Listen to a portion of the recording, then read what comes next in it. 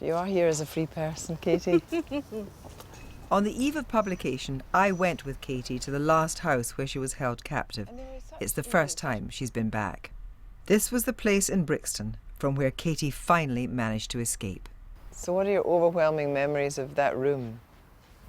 Horror. Do you think you'd ever live in this area again? I might do. I like the idea of living here as a free person.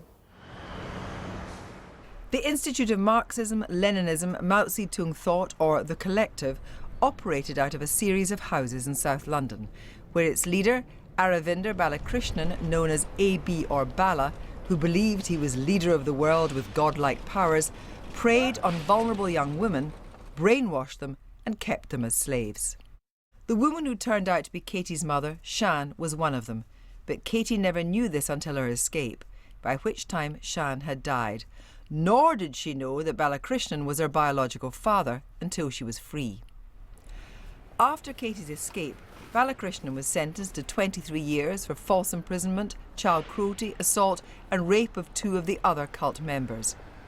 This afternoon, I met Katy and talked to her about her 30-year ordeal and how she's finally begun to live. My earliest memories was of violence between from my father to the other people in the house. And you also suffered violence as well. Yes. What happened to you? I used to be beaten up for the slightest thing. If something was seen to be going against what you used to call it AB's guidelines, then I was beaten up. You weren't allowed to be ill? You No. never saw a doctor? No. And when you were little, you were sick. And what happened when you were sick? I was made to eat my own vomit. One of the rules of the house was that nobody but AB could show you affection. That's right. So, and similarly, you couldn't touch anyone. No. And what happened when you tried to show other women in the cult affection? They were told to threaten me, that they'd beat me up if I did. And they used to push me away. But he could touch you. Yeah. What did he do? Well, it was like twice a day. It was like a reward for doing as I was told. Then he'd give me a clumsy hug like that, which I didn't like, but as I never had any other affection, that was sort of something I looked forward to. But you had no other terms of reference, you knew nothing outside. No. But at what point, how young were you when you realised that there was something not right about this? Well, I find violence very abhorrent, and seeing him beating people up and threatening people all the time, and there was such an atmosphere of fear and hate in the house, and no one got along, and it just felt wrong. I mean, I wasn't told it was wrong, it just felt wrong, if that makes sense. You found great solace in Harry Potter. What was it that you identified so much with the book? Or was it just because it was a fantasy, or was there something particularly about Harry Potter himself? Harry was living with his aunt and uncle, and in a way, it was a bit like my childhood. The Dursleys. Yes. And he never got a letter, and he used to dream that someone would come and take him away.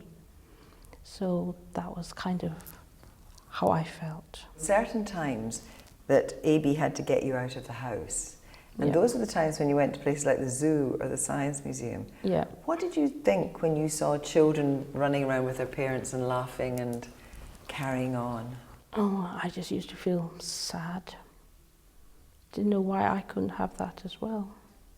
Tell me about the escape. What was it that triggered the idea that you were going to go? By that time, I had managed to convince Josie that things were not right, and she agreed to help me. And then you saw something on the 6 o'clock news.